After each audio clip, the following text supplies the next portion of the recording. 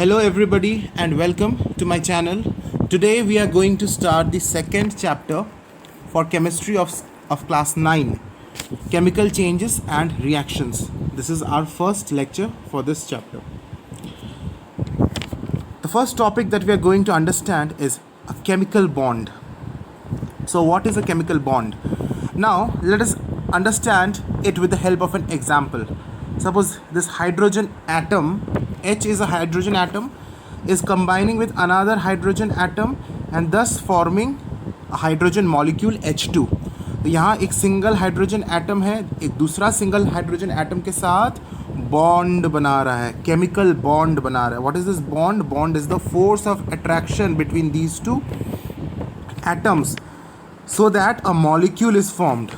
जैसे तुम और तुम्हारे दोस्त के बीच जो दोस्ती है, so that dosti, that friendship can be said as a bond over here. Now we will go into details of this bond. ये bond कैसे बनता है, कितने तरह के bond होते हैं, these we will come across in the third chapter. But as of now तुम्हें ये जाननी ज़रूरी है कि what is a bond. A chemical bond is the force that upholds the atoms of a molecule together as in a compound. Suppose मैंने उठा लिया कोई compound H2SO4. ये कौन सा acid है? Sulfuric acid. So H2SO4 is a sulfuric acid. Here there is a bond between the hydrogen atoms, sulfur atom and the oxygen atoms.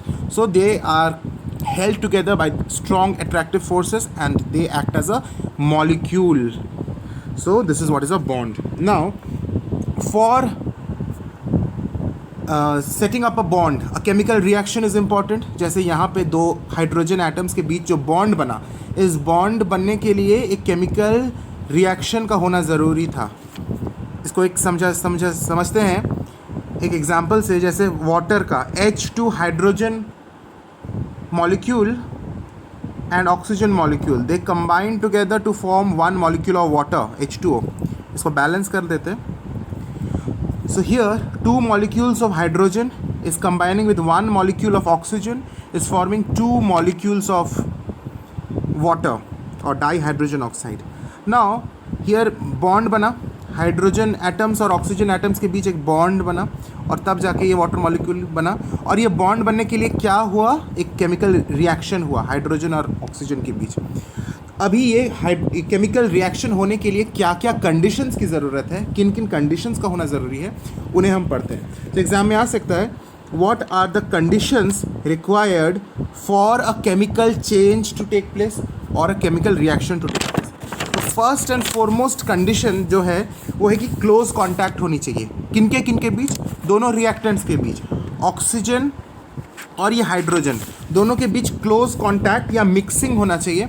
Then only they will react. तो first condition what we are actually studying, we are studying the conditions required for a chemical reaction to take place.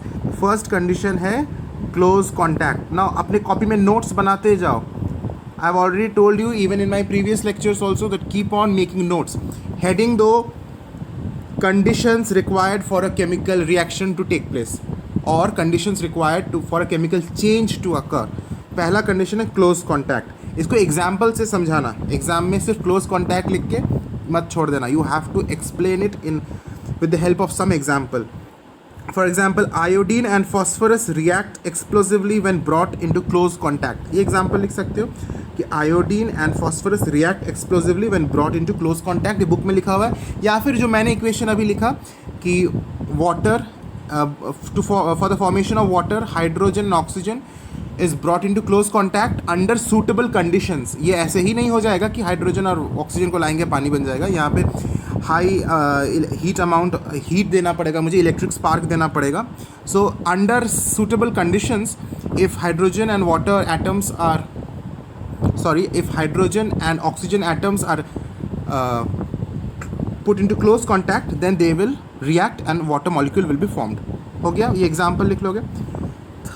Second equation है, second condition है, heat may be required in certain of the chemical reactions. कुछ ऐसे chemical reactions हैं जहाँ पे heat अगर तुम supply नहीं करोगे तो वो केमिकल रिएक्शन नहीं होगा. For example, decomposition of copper carbonate. तो इसका एग्जाम्पल लिखो, डिकम्पोजिशन ऑफ कॉपर कार्बोनेट. इसका इक्वेशन क्या है? डिकम्पोजिशन मतलब टूटना, कॉपर कार्बोनेट का टूटना। कॉपर कार्बोनेट का फॉर्मूला क्या होता है? CuCO3, ठीक है, ये सॉलिड स्टेट में रहता है। इसको डिकम्पोज कर रहे हैं, मतलब कॉपर ऑक्साइड और कार्बन डाइऑक्साइड में ये टूटेगा। कॉपर ऑक्साइड इज सॉलिड, सो यहाँ ब्रैकेट में S और CO2 के बगल में G, because that is a gas. So copper carbonate is decomposing into copper oxide and carbon dioxide, but this will take place only when heat is supplied. So ये मैं equation में कैसे लिखता हूँ? मैंने पहले भी लेक्चर में बोला था कि we either write heat on the arrow. There is one more way of writing. We make a small triangle on this arrow. This small triangle denotes that heat is being supplied. तो ये दो conditions हमने पढ़ लिया कि close contact होना चाहिए और सर्टेन इक्वेशंस में, सर्टेन रिएक्शंस में हीट सप्लाई होना चाहिए। But this is only for some chemical reactions, not all chemical reactions require heat. Now let us understand the third condition. Keep on writing. I am again telling, keep on writing. Third condition is solution, and this is also applicable in certain reactions. Certain reactions, chemical reactions, occur only when substances are in molten state or in aqueous state. मैंने दो word use किया, molten state और in aqueous state, AQUEOUS. molten का मतलब पिघला हुआ state में, aqueous का मतलब पानी में घुला हुआ, डिजॉल्व किया हुआ स्टेट में, जिसको सोल्यूशन बोलते हैं। सो मॉल्टन स्टेट और एक्वा स्टेट में डिफरेंस है। मॉल्टन मीन्स कि मैंने उसको हीट दिया, वो पिघल गया है, एंड एक्वा स्टेट मीन्स मैंने पानी में उसको घोल दिया है। I hope both of the terms are clear. So in chemistry में ये दोनों टर्म्स बहुत यूज़ होते हैं, बाद में भी बहुत यूज़ होंगे। So some of the reactions will take place only in molten state और इन एक्वा स्टेट। कैसे reactions? So you will have to write the example, you have to explain with the help of an example. तो एक example मैं लेता हूँ, sodium chloride NaCl in aqua state, तो bracket में हम AQ लिखते हैं। जनरली जो सोडियम क्लोराइड होता है, जो नमक होता है, that is the sodium chloride, common salt, it is in solid state. तो हमने यहाँ अगर मैं S लिख दूँ तो that is the solid state, but मैंने यहाँ AQ लिखा है, दिस डिनोट्स एक्वा स्टेट, मतलब पानी में घुला हुआ है NaCl, plus AgNO3 silver nitrate, this is also in aqueous state. So both when in aqueous state brought in close contact will react to give AgCl, which is a white precipitate. Precipitate का मतलब होता है कि वो नीचे जम जाता है। जब हम टेस्ट ट्यूब में इस रिएक्शन को करते हैं, सॉल्ट वाटर और सोडियम नाइट्रेट का एक्वा स्टेट को टेस्ट ट्यूब में मिलाते हैं, then we will get a white precipitate AgCl। और प्रेसिपिटेट को हम रिएक्शन में कैसे सिम्बलाइज करते हैं? एक डाउनवर्ड्स एरो बनाते हैं। This denotes that AgCl is a precipitate, and you have to remember also the colour of this, because exam में बहुत बार पूछ देता है what coloured precipitate is formed. So it is a white coloured precipitate. इसको अभी याद करो, यहाँ पे रट लो, वीडियो देखते देखते याद करो। सो AgCl, again I am repeating, AgCl is or silver chloride is a white colored precipitate, and what else is formed? NaNO3 is formed, which is also in aqueous state. sodium nitrate aqueous state में form होता है, यानी NaCl in aqueous state, AgNO3 in aqueous state, both reacts to form AgCl, which is a white precipitate, and NaNO3, which is in aqueous state. अगर मैंने reactants को, मतलब NaCl और AgNO3 को एक्वा स्टेट में ना लेके सॉलिड स्टेट में लिया होता तो ये रिएक्शन नहीं होता। Only when these two reactants are taken in aqua state, means dissolved in water state, then only this reaction is taking place. Therefore, solution is a necessary condition for reaction to take place. But not all the reactions, only certain reactions के लिए ये solution होना ज़रूरी है। हो गया, I think you have written it. इसको exam में जब लिखोगे हेडिंग देना और एक एग्जाम्पल से बस एक्सप्लेन करना, एग्जाम्पल रटते जाना होगा। Now fourth condition, fourth necessary condition is light. In some of the chemical reactions, light is a compulsory condition. For example, photosynthesis. Everybody knows photosynthesis के लिए light का होना ज़रूरी है. carbon dioxide and water. Okay, both are reacting to form glucose in the plants. Glucose का formula होता है C6H12O6 and oxygen gas is released. This is the reaction of photosynthesis. So यहाँ पे इसको मैं बैलेंस कर देता हूँ, 6 इधर आ जाएगा, इधर एक 6 आ जाएगा. बैलेंसिंग तुम लोगों को मैंने एक्सप्लेन कर दिया है, so I will not further explain balancing in this video. Now here what is happening, this reaction will take place only in the presence of sunlight. That means, because we all know, we have been studying in our junior classes that photosynthesis के होने के लिए sunlight का presence बहुत ज़रूरी है. So here what we will write, above the arrow I will write light, and since sunlight is required I can better write sunlight over here. Sunlight. So this light is also a necessary condition for some of the reactions. Another example could be hydrogen and chlorine react in the presence of sunlight. So hydrogen and chlorine, both are gases, they react to form in the presence of light. तो यहाँ पे मैं light लिख दूँगा. And hydrochloric acid HCl is formed. So there are certain reactions which take place only when light is present, and such reactions are known as what? Please write this down again. जहाँ जहाँ तुम्हें लग रहा है कि notes बना रहे हो तो वीडियो को पॉज करके पहले नोट्स को कंप्लीट करो, फिर वीडियो को रेज्यूम करो. Now write down such reactions in which light is compulsory condition और the chemical reaction which takes place only in the presence of light. Such reactions are known as photochemical reactions. Photochemical reactions or photolysis. The process is known as photolysis. Spelling मैं लिख देता हूँ. Photolysis, Lysis. Photolysis is the name of the phenomenon. और इस reaction को बोलेंगे photochemical equation या photochemical reaction. Photo का मतलब होता है लाइट, ठीक है. What is the meaning of photo? Photo means light. Now one more reaction is often asked in exam which is under this topic only. Please make a note of it. That is silver nitrate decomposes in the presence of light. देखो मैं क्यों इतना आज थोड़ा slow बता रहा हूँ, मैं स्लो ही बता रहा हूँ. येस, इसका रीज़न ये है क्योंकि यहाँ रिएक्शंस बहुत सारे याद करने होते हैं और मैं चाह रहा हूँ कि तुम वीडियो देखते देखते तुम्हें रिएक्शंस याद होते रहे. तो अभी मैंने बोला silver nitrate decomposes in the presence of light. So this is also an example of photochemical reaction. Silver nitrate AgNO3 decomposes मतलब टूटता है इन वॉट? Ag. ये याद रखने होंगे तुम्हें. NO2 मतलब nitrogen dioxide and oxygen gas. इसको बैलेंस कर देते हैं. यहाँ 2 आ जाएगा, यहाँ 2 आ जाएगा, यहाँ 2 आ जाएगा. And this takes place in the presence of sunlight. So I will write sunlight on the arrow.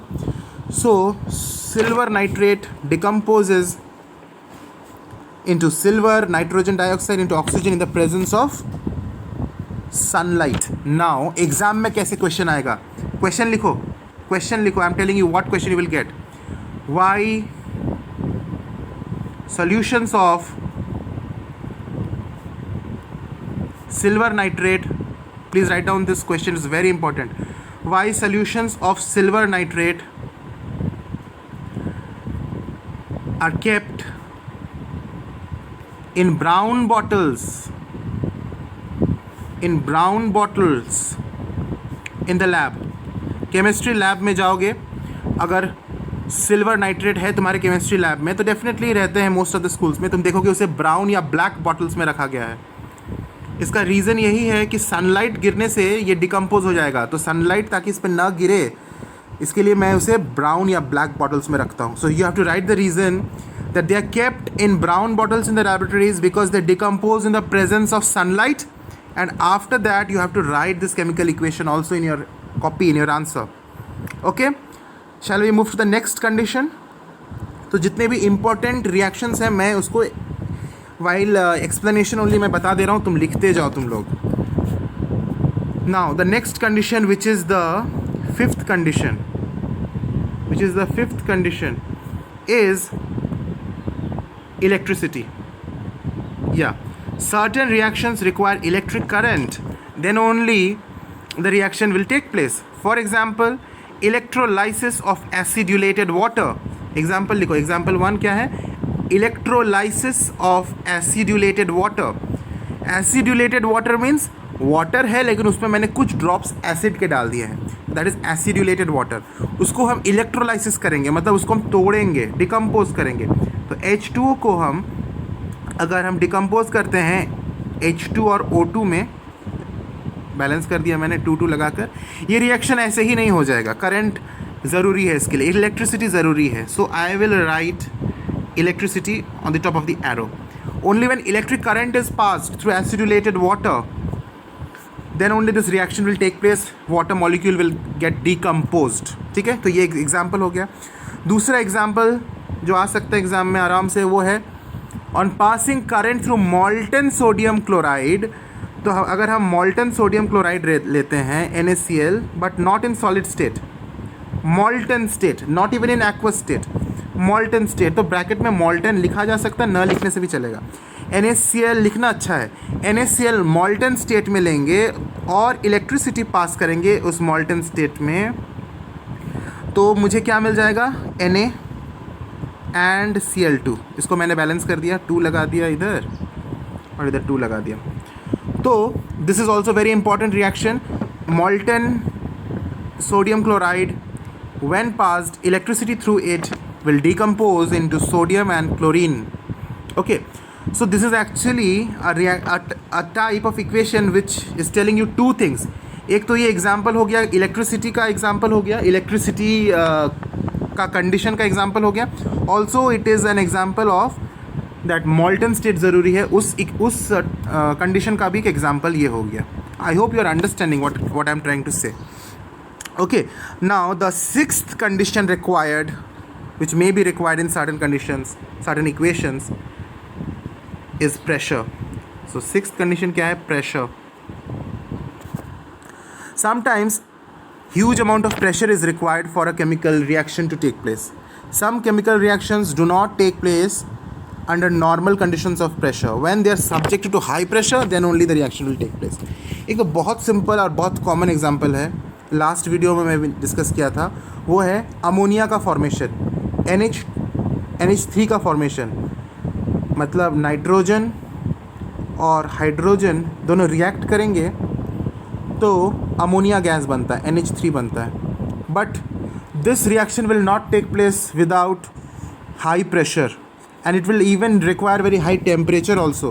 It will even require some catalyst and some promoter also. तो catalyst और promoter को हम लोग बाद में भी डिस्कस करेंगे as a 7th point, लेकिन फ़िलहाल के लिए मैं प्रेशर का डिस्कस कर रहा हूँ। तो this reaction will take place at a pressure above 200 atmosphere. So pressure should be above, greater than 200 at ATM, atmospheric pressure. ATM मतलब एटमॉस्फेरिक प्रेशर, ये लिखने का तरीका है, ATM लिख सकते हो। So when a pressure of 200 atmospheric pressure or above is applied, then only this reaction will take place. Nitrogen and hydrogen will react to form ammonia. ये मैंने बैलेंस नहीं किया है, इसको बैलेंस कर देते हैं, यहाँ 2 लगा देते हैं, यहाँ 3 हो जाएगा, अब बैलेंस हो गया। So this process, ये जो अमोनिया फॉर्मेशन का प्रोसेस है, इसका एक स्पेशल नेम है, ये भी मैं तुम लोगों को अभी बता दूँ इस प्रोसेस का नाम, ताकि तुम लोगों को एक्स्ट्रा नॉलेज मिलता रहे और एग्ज़ाम में भी आता है। इस प्रोसेस को बोलते हैं Haber's process, HABER', Haber's process. So ऐसे आ सकता है, during Haber's process what is the product. तो हेबर्स प्रोसेस का प्रोडक्ट क्या है, ammonia gas. Write the equation of Haber's process आ सकता है, तुम्हें ये इक्वेशन लिखना है और तुम्हें नेसेसरी कंडीशंस लिखना है, कितना प्रेशर चाहिए, कितना टेम्परेचर चाहिए, क्या कैटलिस्ट चाहिए, क्या प्रमोटर चाहिए। तो वो सब मैं अभी थोड़ी देर में डिस्कस करूंगा। अभी सिर्फ प्रेशर का मैंने बताया कि more than 200 atmospheric pressure will be required.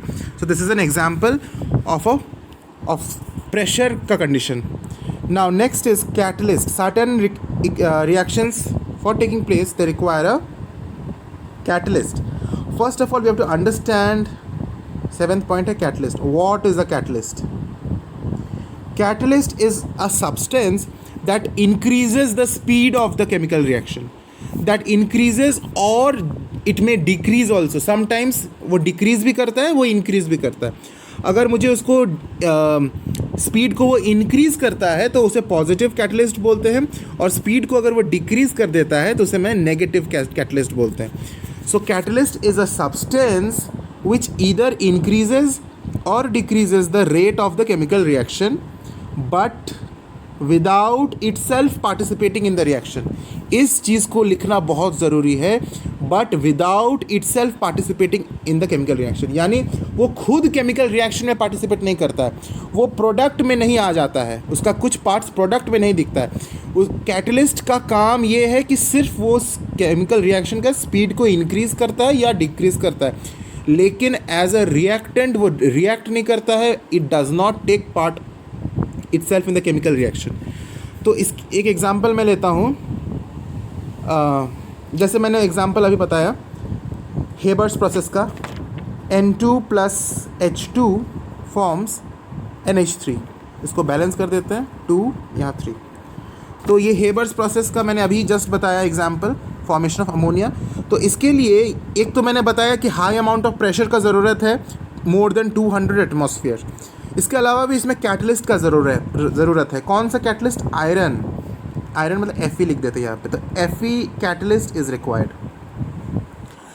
Okay, so here for this reaction to take place, iron should be present in the vicinity of nitrogen and hydrogen when they are reacting, and only when iron is present this reaction will take place at a faster speed, and this reaction will take and ammonia gas will be formed. In the absence of this catalyst, this reaction will take place almost at a negligible speed, and thus हम लोग बोल सकते हैं reaction होगा ही नहीं, क्योंकि इतना slow होगा कि ऑलमोस्ट वो हम बोल सकते हैं कि वो होगा ही नहीं.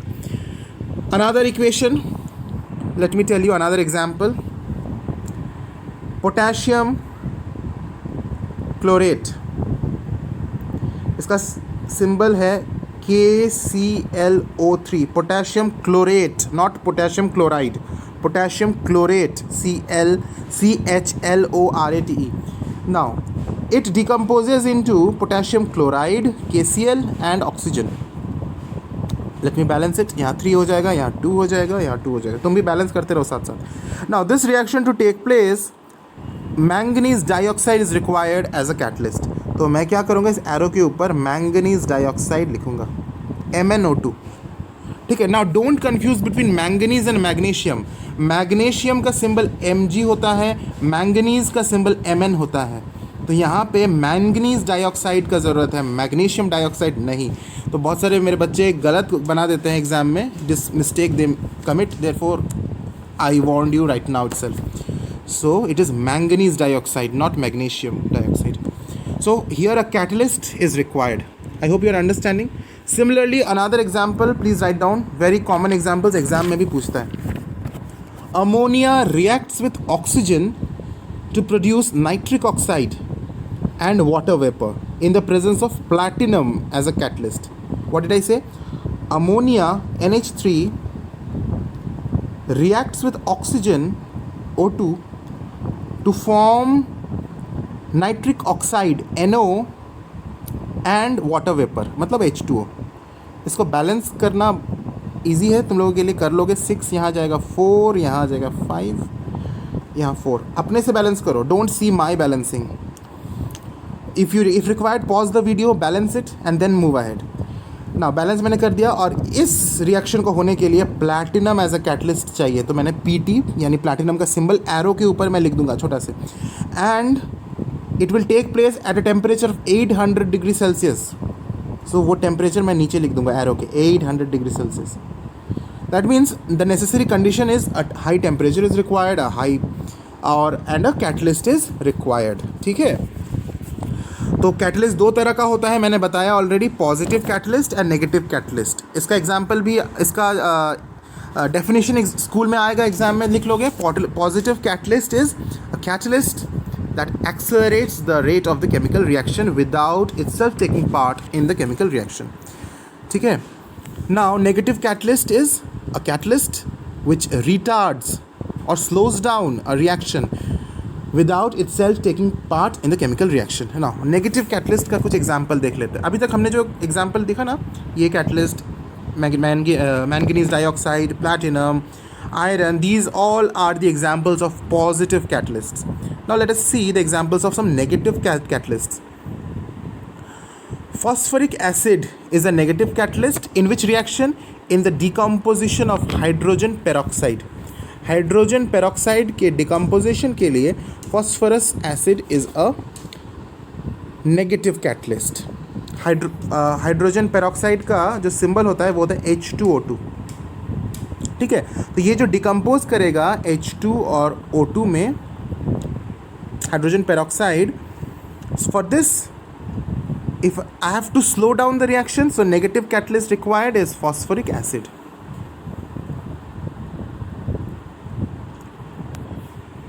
So this is one example. हालांकि negative catalyst का example generally कम ही आता है एग्जाम में, rarely asked. Okay, now यहाँ पे H2O होगा. Okay, so H2O2 is decomposing into H2O plus O2. Please make this correction. So H2O2, hydrogen peroxide, is decomposing into water and oxygen gas in the presence of phosphoric acid which is a negative catalyst. ठीक है, तो मेरा equation अभी balance नहीं है. अभी देखो तो बैलेंस हो गया कि नहीं. 2 2 4 हाइड्रोजन हो गया और ऑक्सीजन 4 हो गया. हाँ ठीक है, तो now it is balanced. So finally this is the correct equation. Please write it down. Make the correction. यहाँ पे O हमारा छूट गया था. We have added this O. Okay, so here phosphoric acid is the negative catalyst. Now moving further. Now one word I will explain, that is a promoter. Certain reactions requires a promoter. ये promoter क्या है भैया? Catalyst तो समझ गए. Promoter. Now promoter is also a type of catalyst only, but these actually improves the efficiency of the catalyst. Promoter क्या करता है? स्पीड ऑफ द रिएक्शन को डायरेक्टली नहीं बढ़ाता, इनडायरेक्टली बढ़ाता है. मतलब डायरेक्टली कौन बढ़ा रहा है रिएक्शन का स्पीड? कैटलिस्ट बढ़ा रहा है. लेकिन कैटलिस्ट का एफिशिएंसी को इंक्रीज करने के लिए कभी कभी प्रोमोटर्स का ज़रूरत होता है. जैसे फिर हेबर्स प्रोसेस का एग्जांपल लेते हैं, जो मैंने अभी एग्जांपल दिया था. Nitrogen is reacting with hydrogen forming ammonia gas. मैंने बताया ना हेबर्स प्रोसेस. इसमें चलो मैंने अभी बताया था कितना टेम्परेचर चाहिए? मोर देन 200. कितना प्रेशर चाहिए? मोर देन 200 एटमॉस्फेयर. ठीक है. नाउ इस इक्वेशन को होने के लिए मैंने ये भी बताया कि आयरन एज अ कैटलिस्ट चाहिए, लेकिन एक प्रोमोटर भी चाहिए. वो प्रोमोटर क्या है? मॉलिब्डेनम. मॉलिब्डेनम का सिंबल होता है MO. So here we have to write molybdenum का स्पेलिंग क्या होता है? Let me tell you. MOLYBDENUM. So molybdenum is the promoter which increases the efficiency of iron, which is the catalyst over here. Then this reaction will take place, and obviously the pressure required is greater than 200, are called promoters. तो इसके example के लिए ये Haber's process का example लिख देना. ठीक है. So today we conclude our class over here because a lot of equations we have studied. Keep revising the equations and do your revisions time to time, and we will meet soon with the second lecture for this chapter. Till then, my dear students, stay safe.